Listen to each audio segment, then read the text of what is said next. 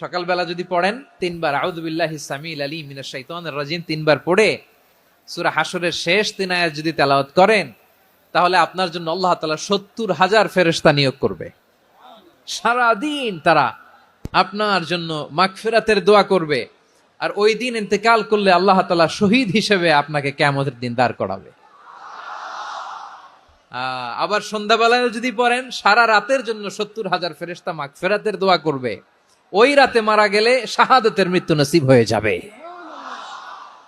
আযকারুস সাবাহি ওয়াল মাসা, সকাল সন্ধ্যার যে জিকির, এই জিকিরের অন্তর্ভুক্ত করে নেবেন এই ওয়াজিফাটা। যে হাদিসটা বর্ণনা করলাম সুনানে তিরমিজির হাদিস, যদিও হাদিসটা সনদের দিক থেকে দাঈফ, কিন্তু মুহাদ্দিসিন ইকরাম বলেছেন যেহেতু এটা ফাজাইলুল আমালের হাদিস, এটা পড়ার ক্ষেত্রে কোনো নিষেধাজ্ঞা নাই, এটা পড়া যাবে। সো সকাল সন্ধ্যা যদি সুযোগ হয় এই ওয়াজিফাটা যেন আমরা পড়ি।